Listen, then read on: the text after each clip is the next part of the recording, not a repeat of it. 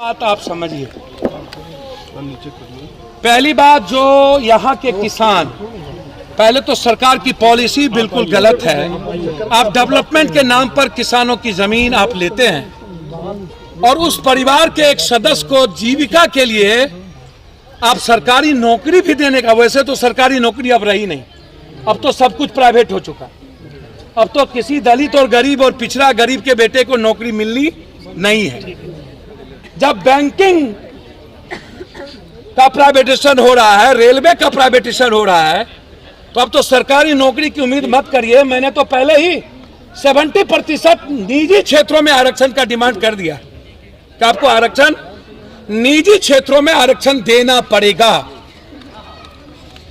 लेकिन फिर भी जब आप जमीन लेते हो किसी डेवलपमेंट में, तो उस विभाग में जिनका जमीन लेते हो उस परिवार को किसी भी कीमत पर नौकरी, और मार्केट रेंट पर जो नगर निगम तय करे, नगर निगम के तहत जो होल्डिंग टैक्स आप वसूलते हो, तुम टैक्स वसूलो 15 लाख और 25 लाख रुपया के दर से, और जब मेरी जमीन जाए तो हमको दो तुम 15,000 रुपया ये।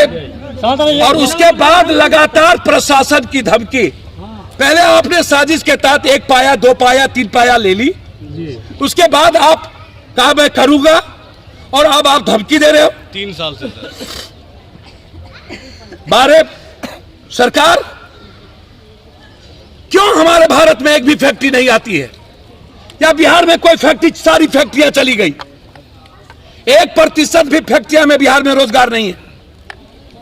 हम सरकार से मांग करते हैं, रेल ओवर ब्रिज के तहत जो आपने वादा किया था 15 लाख रुपया कट्ठे का, उसके साथ एक परिवार को नौकरी पर आप विचार करिए, अन्यथा आपके खिलाफ आर पार की लड़ाई होगी, हम लेके रहेंगे। उसमें कोई यह सवाल, अब सत्ता पक्ष और विपक्ष मस्त रहता है, दारू दारू दारू दारू, हमेशा दारू दारू। अरे विपक्ष जी, दारू दारू दारू, राम सूरत राय के घर में दारू मिला।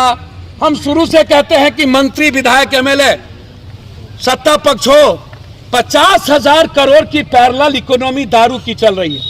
50,000 करोड़,